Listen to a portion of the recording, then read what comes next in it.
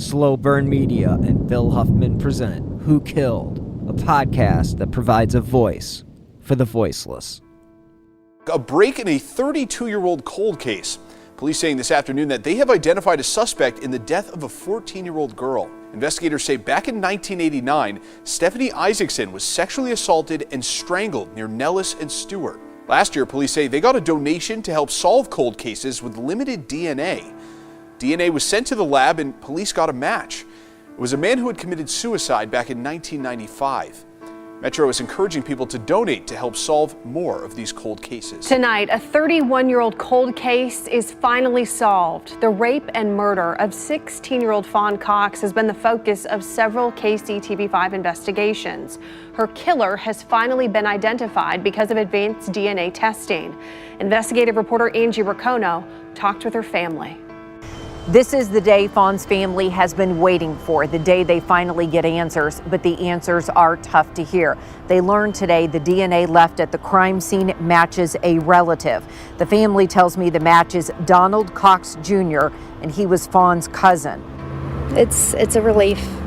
There's closure. The answers aren't always what we were asking for, but there's closure.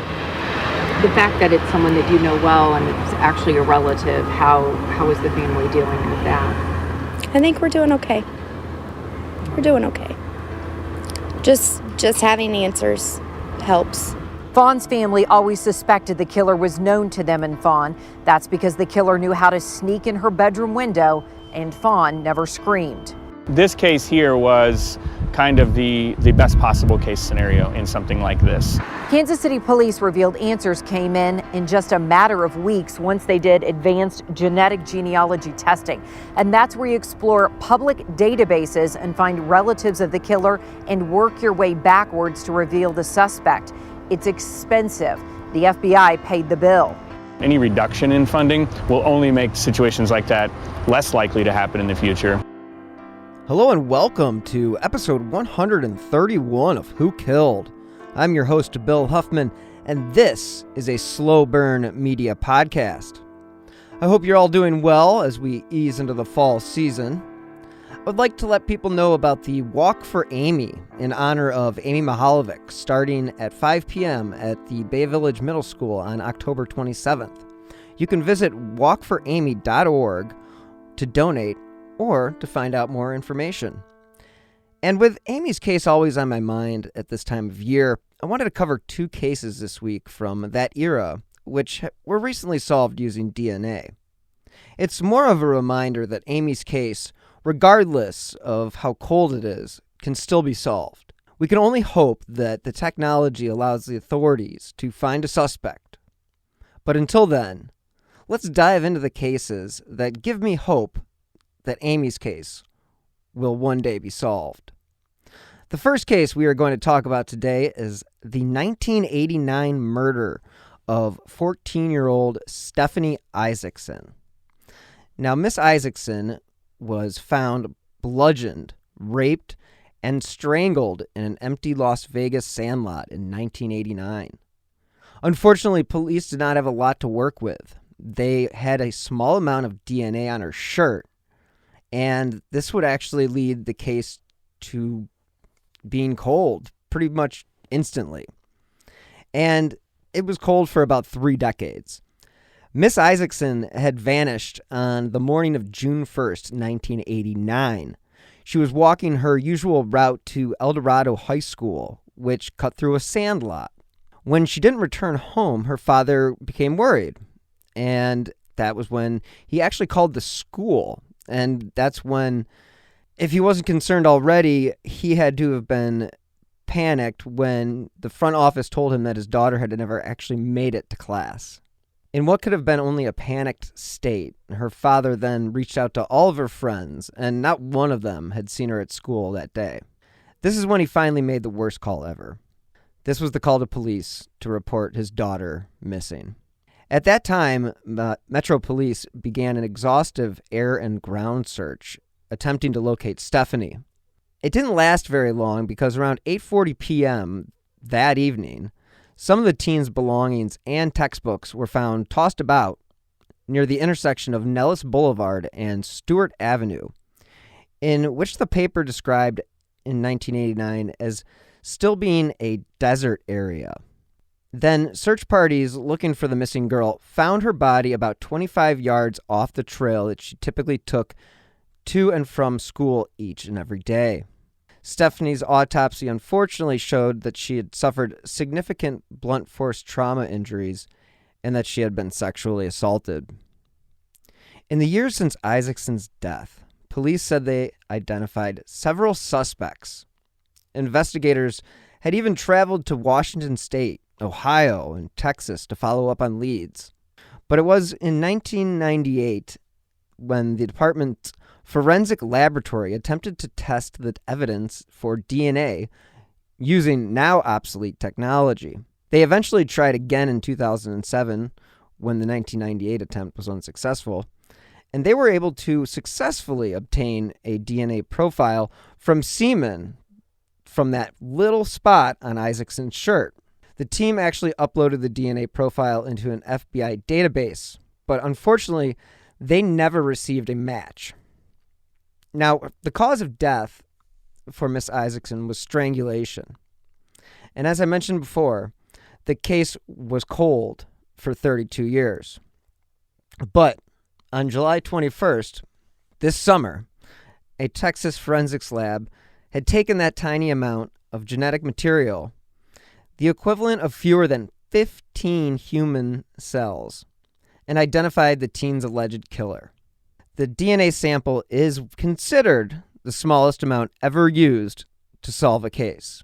The material, combined with genetic genealogy research, has linked Darren Roy Marchand to Stephanie's murder. Marchand was accused of a similar murder 3 years before Stephanie's death. Now, unfortunately, this dirtbag committed suicide in 1995 at the age of 29. Kim Murga, who was the head of the department's forensics lab, said the DNA evidence had been tested multiple times over the decades as technology has improved. But it wasn't until 2007 that the stain on Stephanie's shirt finally provided that profile of her killer. Now, it was the next 13 years where the lab compared the unknown man's DNA profile to some 30 samples collected in the case and came up empty. And that's when, in November 2020, Othram Incorporated, a private lab in the Woodlands, Texas area that specializes in genome sequencing for law enforcement, reached out to offer Murga and her team its services.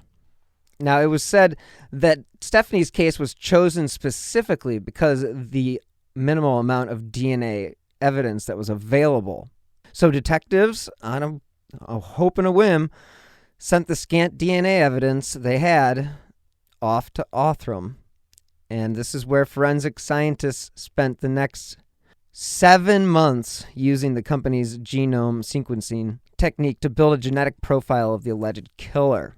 A news release from the company stated, quote, "The Othram genealogy team used the profile to develop investigative leads that were returned to the Las Vegas Metro Police Department. The leads ultimately led to Darren Roy." Darren was 23 years old when Stephanie was murdered. And this guy had previously, like I said, been arrested in February 1986 for the strangulation homicide of Nanette Vanderberg, 24, of Las Vegas. Authorities said the case against Marchand was later dismissed because there was a lack of evidence. However, there was DNA evidence in Vanderberg's killing, but of course, testing was not yet available. The new testing that linked Marchand to Stephanie's murder just so happened to also link him to Vanderberg's death. Quote, "Marchand's DNA from the case involving Nanette was compared to the DNA located in Stephanie's case, and it was a match," police officials said. According to KIRO 7, it was unclear how detectives initially tied Marchand to Vanderberg's killing in 1986, But Spencer said there is no way to know if he knew Stephanie prior to the day of her murder. Quote, "It appears to be a random attack while she was walking to school." The slain teen's family has some answers they've sought for a long time, but unfortunately, the man accused of her killing will never be held criminally responsible. Quote, "It's good to have some closure, but there is no justice for Stephanie at all," her mother's statement read. Quote, "We will never have complete closure because nothing will ever bring my daughter back to us," unquote. Now again, genome sequencing and genetic genealogy been the processes used to bring in the Golden State Killer. In April 2019, some investigators successfully used the technology to solve the 1972 murder of a 20-year-old woman in Washington State. And the killer died by suicide in that following November before sentencing. And so the case of Miss Isaacson is one of obviously dogged determination by the investigators who continued to have the DNA that they did have tested. And that is an amazing thing because you do not always get that in these cases. So it's very nice to see when investigators stick it out and finally do come up with an answer. Even if it doesn't provide closure to the family, it at least gives them answers to who committed this awful, awful crime. And again, like her mother said, they're never going to get her daughter back. So technically, there will never be any closure. So again, the reason why I wanted to do that and cover that case is because of the fact that there was such little evidence. And there's very little evidence in the Mihaljevic case. So, fingers crossed. Now, the second case is extremely creepy and probably every young girl's worst nightmare, not to mention a parent's. I'm talking about 16-year-old Fawn Cox. This young teenager was killed in her own bedroom at her house at 9th and Van Brunt while the rest of her family slept on July 26th, 1989. Someone had apparently climbed up and broken into her window. She was sexually assaulted and killed. Of course, this case haunted the Kansas City area and the community, as well as the police, for more than 30 years. According to Captain Caldwell, the initial detectives worked the case into the ground, running down every lead. In 1989, those detectives didn't realize how valuable some of the evidence crime scene investigators collected would become. CSI actually collected body fluids from a potential suspect. At the time, all they could do was attempt to compare blood types. I mean, 1989 sounds like it was like the prehistoric times when it came to crime scene investigation, and how far we've come since then is absolutely insane. So, Cox was a student at Northeast High School. She was found dead by her mother, and she had a nightshirt wrapped around her neck. Her parents and two sisters had been sleeping downstairs in the house, but they did not hear any disturbance. And again, it was around 9:30 a.m. that she was found. And police believe the killing took place during a burglary, but there was really no signs of forced entry. But like I mentioned before, they did find a second floor window open and noted several items had been taken from the house. Felicia Cox told KCTV, quote, "I went over to shake her. I said, 'Come on, get up.' But she had been gone for a while." Cops suspected that the suspect had known the house very well and came in through that bedroom window. And investigators believed Fawn knew her killer, and she was targeted. The Kansas City Star reported in 2000, quote, "Nearly 11 years after a 16-year-old girl was sexually assaulted and slain, the Kansas City girl's family has increased the reward for information that could help catch a killer. The family of Fawn Cox has donated $3,000 in addition to the $1,000 already offered through Tips Hotline. A police detective said it was unusual to see a reward increased after so much time had passed. Beverly Cox hopes the reward will draw out people with information about the killing of her daughter, many people who have stayed silent for 11 years. Money does do a lot of talking on the streets, she said. Quote, that's why we're hoping and praying for. For the past year, the Cox family has pushed investigators to keep pursuing the case, even though years have passed without any progress. This week's episode is sponsored by HelloFresh. With HelloFresh, you get farm-fresh, pre-portioned ingredients and seasonal recipes delivered right to your doorstep. Skip trips to the grocery store and count on HelloFresh to make home cooking easy, fun, and affordable. That's why it's America's #1 meal kit. This summer, HelloFresh is here to take the work out of eating well. Reach your goals with delicious, calorie-smart, and protein-smart lunch and dinner options, plus new vegan recipes, too. HelloFresh makes entertaining easy with a selection of crowd-pleasing eats like their bratwurst bar with caramelized onions, Dijonnaise slaw, and pineapple relish, or a snack board with pretzel bites, spiced bar nuts, and hot honey peach jam. So go to HelloFresh.com/WhoKilled16 and use the code WhoKilled16 for 16 free meals plus free shipping. Again, go to HelloFresh.com/WhoKilled16 and use WhoKilled16 for 16 meals plus free shipping. Let's hear from this week's sponsor, Best Fiends.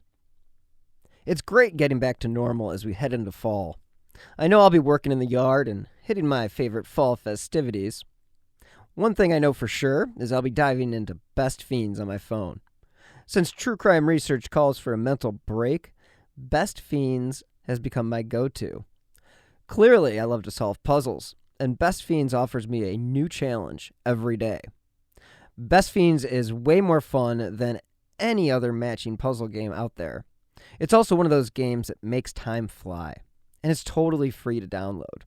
One of the coolest parts about Best Fiends is there's something new going on all the time, whether it's a new challenge, more levels, a fun monthly event, or new characters. I am cruising through these levels, and that's pretty much a sign that anyone can play. I've discovered that moving through these puzzle levels is also a mindful experience. Plus, collecting all those different characters is another reason that I turn to Best Fiends for a challenge. If you're tired of the same old puzzle games, this game is for you. If you don't have a favorite character yet, give Temper a try. He's small but mighty. Trust me, you don't want to miss out on this game. So join me and millions of people who are already playing this fun puzzle game. Download Best Fiends for free on the Apple App Store or Google Play today. That's friends without the R, Best Fiends. Amber Gonzalez, the younger sister of Fawn Cox Gonzalez, makes regular trips back to Kansas City for updates on the case. She calls police and meets with prosecutors who are expressing renewed interest. Quote, they've done everything to make it right. Not long after the slaying, 3 suspects were charged in connection with Fawn's death, but those charges were dropped. Rick Montgomery of the Kansas City Star wrote in 2017, quote, as her parents slept elsewhere in the home, 16-year-old Fawn Cox was molested in her second-story bedroom. On the morning of July 26, 1989, Fawn's alarm went off as she had set it, but the girl wasn't alive to turn it off. Her mother entered the room as the clock blared. She found Fawn's body in the bed, clad in a nightshirt. Like most cold cases, it haunted Kansas City. Updated DNA testing of evidence from the crime scene, and now available 24/7 on national databases, ought to turn up a suspect when that person is charged with a felony, Captain Caldwell said. Quote, whoever killed her either has never been charged with a felony or is no longer alive. People don't start killing and then quit and stay out of trouble as if they fell off the face of the earth. Investigators could only presume that Fawn's killer or killers had entered through that open window. They speculated that he may have climbed atop a pickup truck behind the house to get up there. Fawn had spoken with her parents the night before, after her cashier's shift at Worlds of Fun, and eventually went to bed around 11 p.m. According to news accounts, she was the only family member sleeping on the second floor. It turns out it was also a muggy night, so her attacker may have actually been aided by the noise of the room air conditioners on the main floor, where at least one of Fawn's sisters slept to stay cool. As I mentioned before, some things were taken, and these were small electronic devices. Now, from all reports, Miss Cox was not known to use drugs, and her father was even reported praising her dedication to serving their church, Sheffield Assembly of God. Captain Caldwell said, "By all accounts, she was a good kid. Every death we see is tragic, but it's especially tragic when it happens to a child who thinks she's in the safety of her own home." I second that sentiment. Again, a worst case scenario, a absolute nightmare. And as I mentioned before, within a month, there were 3 male teens, 2 of them juveniles, who were arrested for questioning. And police appeared to be moving toward a theory that it was a botched robbery. Now, again, eventually all 3 suspects were charged in various counts of murder and sexual assault in Miss Cox's death. However, investigators were never able to place any of them at the crime scene, and one of them actually had to spend 8 months in jail. Well, if that happened today, we know he'd either be getting a payout or, well, it probably would never have happened because the DNA would have proved it wasn't him. Because in his case, DNA tests failed to link him to the crimes.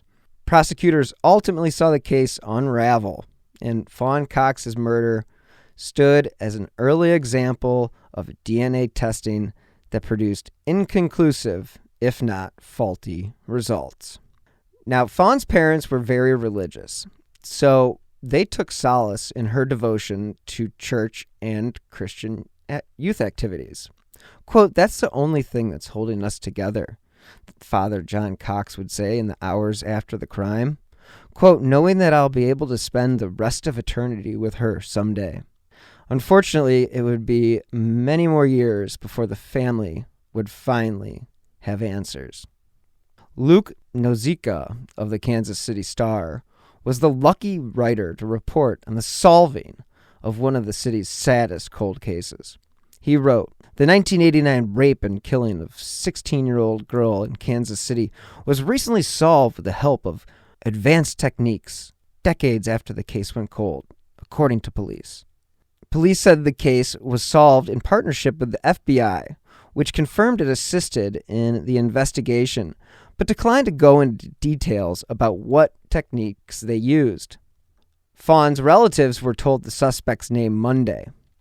In a tweet, police said it was the department's, quote, "honor to notify her family of this news today, and we hope they might finally have some closure after decades of uncertainty and pain." Again, as I mentioned, the 3 teenagers who were initially charged in Fawn's killing were eventually released. And clearly, when they went back, they were actually, so this is interesting. They went back and interviewed the 3 guys that were originally charged in Fawn's case. They ran the DNA again against their DNA with the most up-to-date technology, and once again, they were proved not to be the killer. Now, again, the decades-old case that was solved using DNA technology was the first by the Kansas City Police Department. And again, this case is a case that needed to be solved for the people of Kansas City. I mean, if you have a citizen who is attacked in her own bedroom and it goes unsolved, I cannot imagine what it is like for the neighborhood and the family to be stuck in that type of quagmire. Authorities say the advanced DNA testing revealed the rapist and killer was Fawn's cousin, Donald Cox Jr., and apparently he died in 2006 under suspicious circumstances. According to Fawn's sister, Felicia Cox, it's a relief. There's closure. The answers aren't always what we are asking for, but there's closure. So, some of the suspects that they had originally investigated thought that it was the 9th Street Dog Gang, which was one of the groups of young men causing trouble in the neighborhood. Again, none of this had anything to do with the actual killer, because the killer was one of those people that was a little too close to home. And it was in the 2000s that the Kansas City Police Department crime lab scientists developed a suspect DNA profile from the bodily fluids that were collected and stored in 1989. And this was uploaded into CODIS, and there was no match. And according to the Kansas City Police Department, the Cox family was insistent on them using genealogical DNA. And in the summer of 2020, Operation Legend came to Kansas City, bringing federal resources to the department, focusing on solving violent crimes. And this helped the department overcome those financial barriers that were preventing them from performing this test. And as I mentioned, it was her cousin. Crime lab staff had extracted the DNA from that blood sample that they had from when Donald Cox died in 2006. And again, they matched it up. And it's crazy to think that, this guy walked around family. I mean, it's super disturbing to think that you would have a killer in your family and one that you possibly suspected along the way. And it's just very, very sad to think that someone like Fawn fell victim to a family member, a relative. It's just, it's disgusting, and it's just a shame. And it's a shame that the police originally wouldn't release his name. And again, I understand if they're trying to protect his family, but at the end of the day, he raped and killed his cousin. I mean, that's just disgusting and wrong. So, oh well, Donald Cox is a rapist and a killer. So that's pretty awful. But to think that he was around for 17 years after he committed this crime, I mean, just imagine what else he did. I mean, is it even possible that he committed other crimes? So, I don't know. Check it out, investigators. That's what you do. Basically, with these two cases, you have genealogical DNA coming to the rescue. But that will not always be an option. When we look back at the Amy Mihaljevic case, we are left to wonder when the technology will catch up to where they can test what they have without using it all.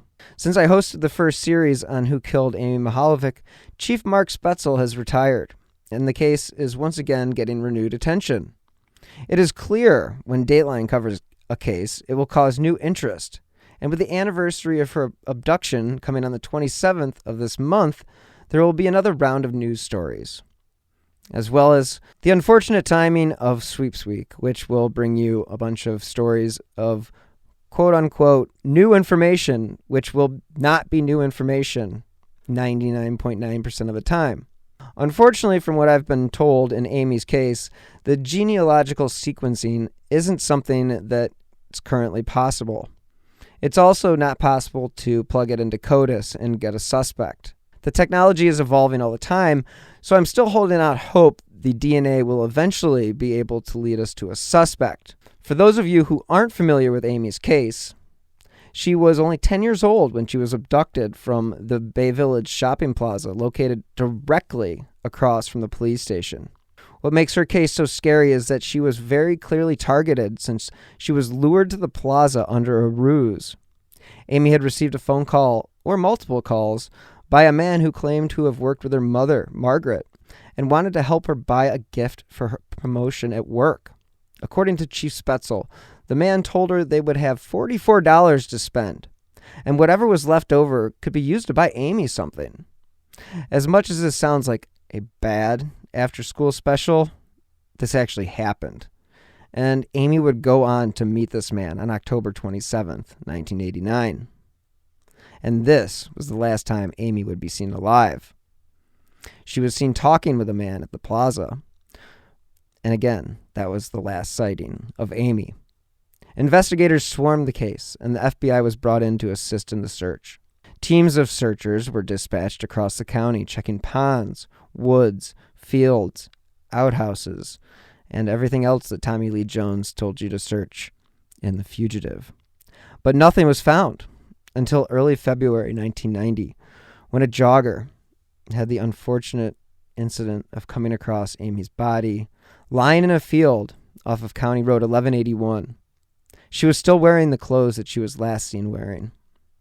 Police scoured the area, which was a shocking 50 miles from where she was abducted. I have been to the crime scene, and there is no way it was a random location. The person who killed Amy had to be familiar with the area in order to end up where she was found. The location is in North Ashland County and is surrounded by nothing but farms and fields. To say it is desolate is an understatement.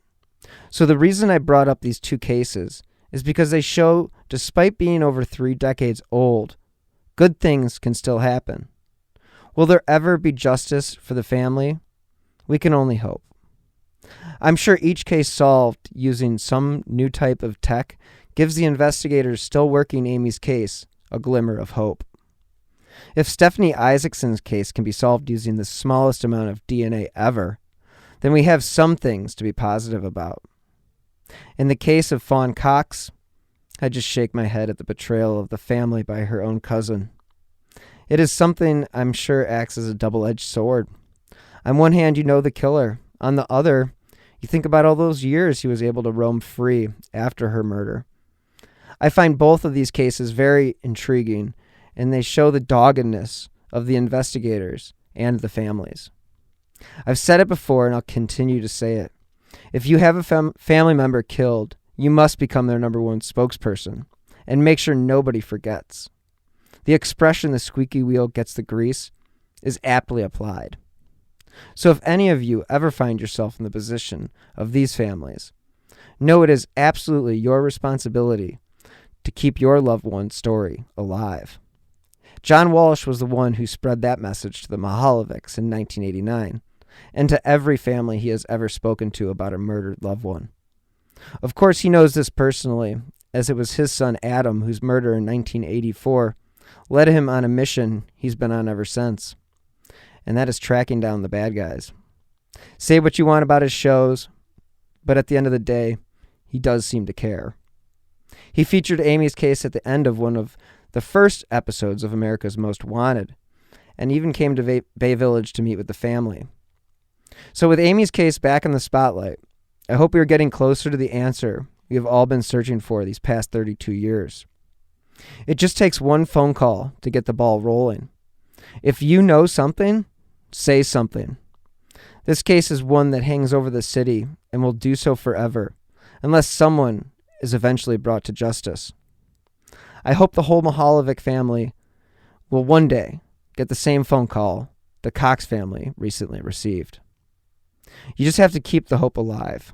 And on that note, I will be wrapping up this week's episode of Who Killed. Thank you again to this week's sponsor, Best Fiends. Download it today on the Apple App Store or Google Play. As you know, you can find new episodes of Who Killed every Friday, wherever you get your favorite podcasts. As always, if you enjoy this podcast, you can help support this show via PayPal with my username @WilliamHuffman3. Or if you have the Venmo app, you can donate with my username @Bill-Huffman-3. Every contribution, big or small, really does help keep these podcasts going. You can also help support the show by leaving a 5-star review on Apple Podcasts or wherever you listen to your favorite shows. Don't forget about the Walk for Amy on October 27th, 2021 at 5 p.m. at the Bay Village Middle School. If you would like to stay up to date on the cases I have covered, as well as the new shows I have coming down the pipeline, please follow me on Twitter at BillHuffman3. You can also check out my YouTube channel as well. Thank you so much again for listening. Until next time, as always, be healthy and stay safe.